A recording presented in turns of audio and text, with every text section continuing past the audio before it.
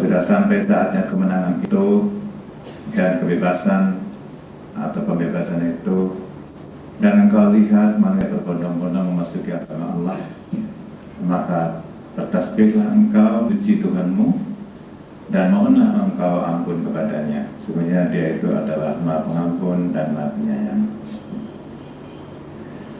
Kalau kita pikirkan dalam istilah sekarang, karier ataupun prestasi Nabi itu dari segi militer, politik, dan sosial, yang paling tinggi ialah keberhasilan beliau dan tentara Islam membebaskan Makkah. Itulah puncak prestasi Nabi, yang kita mengetahui bahwa tidak lama setelah itu, hanya selang beberapa tahun, beliau pun wafat. Maka pesan yang terkandung dalam surat An-Nasr itu seolah-olah mengingatkan kepada Nabi kita, hai Muhammad, kamu sudah berhasil dengan agenda sosial, politik, militer. Maka sudah berhasil kau kuasai kembali dan kau jadikan sebagai pusat dari agama Islam, seperti dahulu ketika Ibrahim mendirikan Ka'bah dan Masjidil Haram itu adalah pusat dari agama Islam atau agama pasrah pada Allah. Sekarang apa? Sekarang apa selanjutnya? Selanjutnya ialah kamu harus meningkatkan kehidupan spiritualmu. Semua yang telah kau peroleh itu adalah prasarana, bukan tujuan.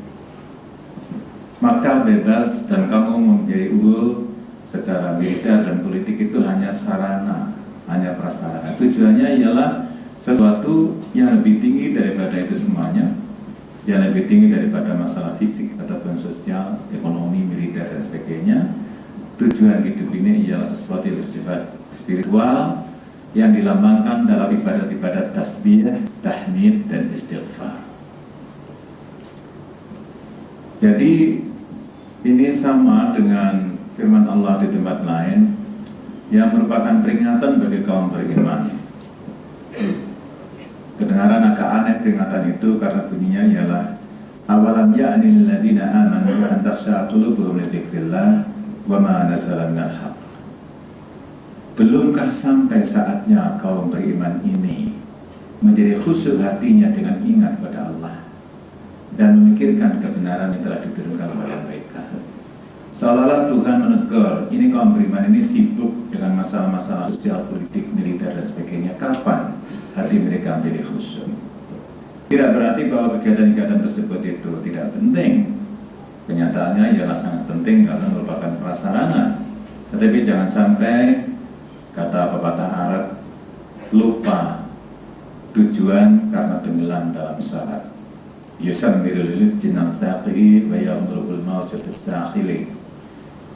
Menarik celana karena mau mengarungi lautan tapi tenggelam di tepi pantai. Banyak sekali orang yang tenggelam di tepi pantai tanpa pernah bisa merealisir tujuannya, yaitu tenggelam dalam syarat dan lupa tujuan.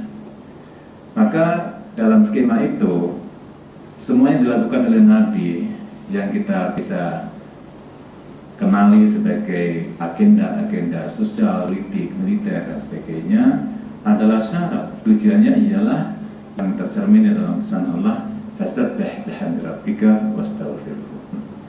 Maka sekarang kamu bertasbih memuji Tuhanmu dan minta ampun kepadanya. Tidak cuma yang terhormat. Oleh karena itu, kalau menurut fikih, terutama di kalangan mazhab Hambali, sejak itu Nabi mengubah bacaan-bacaan pada waktu sujud dan rukuk. Kalau selama ini ya subhanallah rabbiyal azim wa bihamdi diubah menjadi subhanakallahumma rabbana wa bihamdika allahumma ighfirli. Subhanaka, maha suci Engkau, Allahumma wahai Tuhanku, rabbana, Tuhan kami, wa bihamdika, dan dengan segala puji kepada Engkau, ighfirli, ampunilah aku. Seolah merupakan suatu realisasi ritualistik, pelaksanaan dalam bentuk ritual dari perintah Allah supaya bertasbih, bertahmid, dan istighfar dari itu.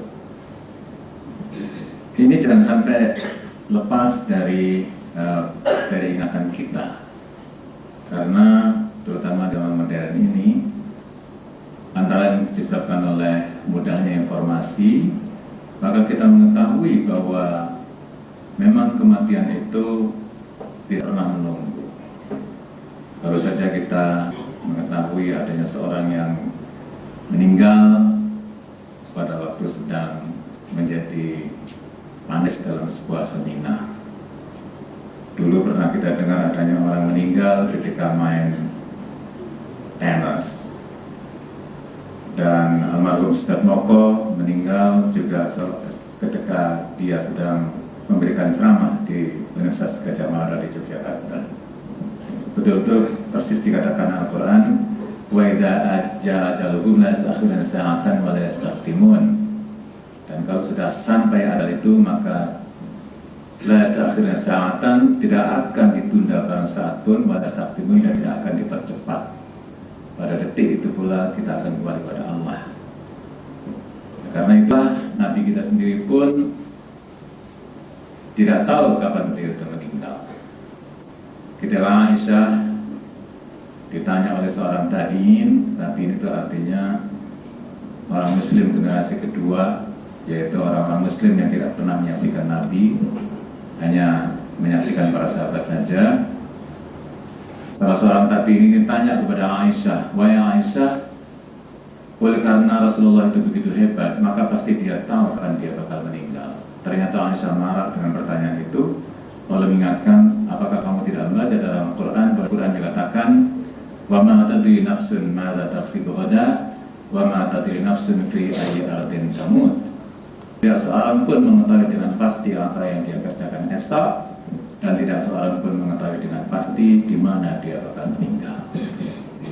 Bung Tomo boleh survive, boleh tetap hidup dalam pesingan peluru 10 November di Surabaya. Dia selamat, dia tidak terkena apa-apa, secara hampir-hampir mukjizat, tetapi beliau meninggal di tanah suci. Ini semuanya adalah hal yang tidak bisa diprediksikan. Maka dari itu, surat An-Nasr tadi seolah-olah merupakan suatu teguran kepada Nabi. Muhammad, tugasmu sudah Anda selesai dan kamu akan segera kembali kepadaku. Oleh karena itu, bertasbihlah, bertahmidlah, dan istighfarlah. Karena di Quran di tempat lain juga persis dikatakan seperti itu. Wa anibu ila rabbikum, kembalilah kamu wahai manusia kepada Tuhan. Wa aslimu lahu, dan berislamlah kepadanya, pasrahlah kepadanya, berserah dirilah kepadanya. Siapkan suatu sikap batin yang tidak ada sedikit pun protes kepada Tuhan. Pasrah. Min qabli ayyatikum al-'adzabu tsumma la tunsarun. Sebelum datang azab kepada kamu dan kamu tidak ada lagi yang bisa membela. Wattabi'u ahsana ma unzila ilaikum, dan ikutilah ajaran yang terbaik yang telah diturunkan pada kamu itu, min qabli ayyatikum al-'adzabu baghtatan wa antum la tash'urun, sebelum datang kepada kamu azab secara mendadak sentak, mendadak sentak, wa antum la tash'urun, dan kamu tidak merasa. Oleh karena itu, don't take for granted your life. Jangan menganggap ringan hidup ini. Kita jalani hidup ini dengan serius, dengan penuh kesadaran akan makna hidup, yaitu kesadaran karena kita mengetahui dari mana kita berasal, yaitu dari Allah SWT, dan kemana kita pergi, yaitu kembali kepada Allah SWT. Inna lillahi wa inna ilaihi raji'un. Kita semuanya adalah berasal dari Allah dan kita kembali kepadanya. Dan mulai kematian ada satu ungkapan, minha khalaqnakum wa fiha nu'idukum wa minha nukhrijukum taratan ukhra. Dari tanah itulah kami ciptakan kamu wahai manusia, dan kemudian ke tanah itu pula kami kembalikan, dan nanti dari tanah itu pula kami akan hidupkan kamu semuanya. Oleh karena itu, sidang-sidang terhormat, kalau kita sebut bahwa tujuan dari diutusnya Nabi itu ialah membentuk akhlak, dalam sebuah hadis yang banyak sekali dikutip oleh para mubaligh, innama ba'astu li utammima makarimal akhlak, sebenarnya aku ini untuk menyempurnakan berbagai keluhuran budi, maka akhlak itu apa? Secara mudahnya dan ringkasnya, akhlak adalah sikap hidup yang menjalani hidup ini dengan sungguh-sungguh karena dijiwai oleh kesadaran dari mana kita berasal dan kemana kita pergi. Dari mana kita berasal, yaitu dari Allah SWT, dan kemana kita pergi, yaitu kepada Allah SWT. Oleh karena itulah, berkaitan dengan ini, ada hadis-hadis yang menganjurkan agar supaya kita itu selalu ingat mati. Sampai-sampai ada sebuah hadis, Rasul hikmati zikrul maut. Pangkal kebijakan itu ialah ingat mati. Biasanya orang itu lupa akan ukuran-ukuran moral karena dia lupa bahwa dia akan mati. Padahal hidup ini tidak lain adalah antri mati. Soal mati adalah soal waktu. Tidak ada kejadian yang lebih mengerikan daripada mati, tapi itu justru yang paling tidak bisa kita hindari. Kalau kecelakaan di jalan, insya Allah kita usahakan bisa hindari. Kalau jatuh, bangkrut, insya Allah bisa kita hindari. Dan sebagainya. Tapi kematian adalah sesuatu yang tidak mungkin kita hindari. Oleh karena itu, taubah itu sebetulnya adalah kembali. Jadi kembali kepada Allah. Maka dari itu perkataan lain adalah inabah yang tadi saya baca. Firman Allah, wa anibu ila rabbikum, kembalilah kamu kepada Tuhan. Sebab dalam hidup ini kebahagiaan itu kita peroleh kalau kita berhasil kembali ke asal. Seperti anak yang kembali ke ibu. Kalau anak menangis karena ibunya tidak kelihatan, kemudian tiba-tiba kelihatan ibunya, lalu lari dan didekat oleh ibunya, dia diam. Dia telah kembali ke ibunya. Kita semuanya ingin pulang. Pulang itu adalah juga gejala kembali. Pulang itu bukan masalah fisik, artinya tidak tergantung pada kondisi rumah kita. Sekalipun rumah kita gubuk, tetapi kalau kita tidak berhasil pulang, kita akan menderita. Biarpun ditampung oleh orang baik hati di rumahnya yang mewah, tetap kita ingin pulang. Jadi pulang itu pun adalah gejala kembali, dan keberhasilan pulang itu menimbulkan kebahagiaan, sehingga kesengsaraan pun dikaitkan dengan sesat. Apa itu sesat? Sesat itu ialah orang yang tidak berhasil kembali ke asalnya. Seperti kalau kita misalnya di suatu tempat, kemudian tidak bisa lagi menemukan jalan keluar dan tidak balik kembali pulang, itu namanya sesat. Dan seterusnya, kemudian terakhir ialah kembali kepada Allah Subhanahu wa Ta'ala. Maka kembali kepada Allah itu akan menimbulkan kebahagiaan yang sangat hakiki, kebahagiaan yang final, yang absolut, karena dimensinya rohani. Oleh karena itu kita semuanya harus bisa kembali kepada Allah, harus bisa inabah, harus bisa taubah. Dan dalam Al-Quran disebutkan bahwa syarat taubah itu dengan sendirinya ialah bahwa kita tidak akan kembali mengulangi pekerjaan yang kita bertobat daripadanya itu. Walladzina idza fa'alu fahishatan, ini gambaran mengenai orang beriman.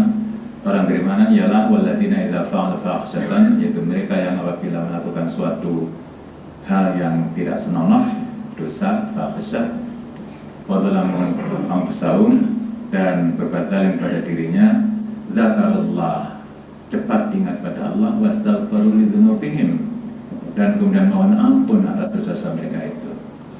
Wa may yaghfiru dzunuba illallah, dan memang siapalah yang bisa mengampuni dosa kepada Allah. Wa lam yusirru ala ma fa'alu wa hum ya'lamun, dan mereka tidak berkelanjutan dalam dosanya itu padahal mereka sudah tahu bahwa itu dosa. Nah, kalau kita masih melanjutkan juga pekerjaan kita padahal kita itu dosa, kita bermain-main dengan Allah. Dalam bahasa Qur'annya yukhadi'una Allah, menipu Tuhan. Wa ma yakhta'una illa anfusahum, tapi sebetulnya mereka menipu diri mereka sendiri. Bagaimana mungkin menipu Tuhan? Nah, itulah soal taubat. Maka dari itu sekali lagi kita renungkan surat An-Nasr, surat yang paling akhir turun pada Nabi. Kalau ayat itu ada yang di akhir lagi, tapi kalau surat tidak ada yang di akhir daripada surat An-Nasr, itu surat Idza Jaa.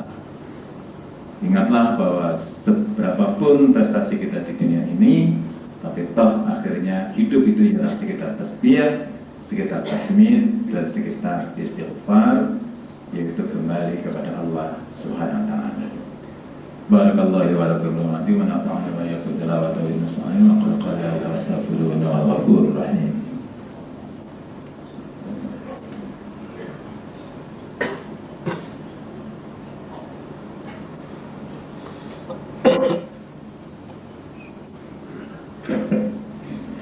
Alhamdulillahilladzi atana hadza wa ma kunna linahtadiya an hadana Allah. Asyhadu an la ilaha illallah wahdahu la syarika lah wa asyhadu anna Muhammadan abduhu wa rasuluh. Allahumma shalli wa sallim ala Muhammadin sayyidil mursalin wa ala alihi wa sahbihi ajma'in. Amma ba'du, fa ya alladziina aamanu taqullaha wa tazawwadu fa inna khayra zadi taqwa. Inna Allaha wa malaikatahu yusalluna 'alan nabiy ya ayyuhalladziina aamanu sallu 'alaihi wa sallimu taslima. Allahumma shalli wa sallim wa barik ala Muhammad wa ala Muhammad kama shallaita wa sallamta ala Ibrahim wa ala ali Ibrahim fil 'alamin innaka Hamidum Majid. Allahumma ighfir lil muslimin wal muslimat wal mu'minin wal mu'minat al-ahya'i wal amwat. Rabbana amanna bima anzalta wa tabi'na rasul faktubna ma'as shahidin. Rabbana innana sami'na munadiyan yunadi al-iman an aminu bika fa amanna. Rabbana ighfir lana dhunubana wa kaffir 'anna sayyi'atina wa tawaffana ma'al abrar. Rabbana la tu'akhidhna in nasina wa akhtana. Rabbana wa la tahmil 'alaina isran kama hamaltahu 'ala alladhina min qablina. Rabbana wa la tuhammilna ma la taqata lana bihi. Rabbana ighfir lana warhamna anta maulana fansurna 'alal qawmil kafirin. Rabbana atina fid dunya hasanah wa fil akhirati hasanah wa qina adzaban nar. Alhamdulillahi rabbil alamin. Ibadallah, innallaha ya'muru bil 'adli wal ihsani wa ita'i dzil qurba wa yanha 'anil fahsha'i wal munkari wal baghi ya'idhukum la'allakum tadhakkarun. Udhkurullaha yadhkurkum wa la dzikrullahi akbar. Allahu akbar, Allahu akbar. Asyhadu an la ilaha illallah, asyhadu anna Muhammadan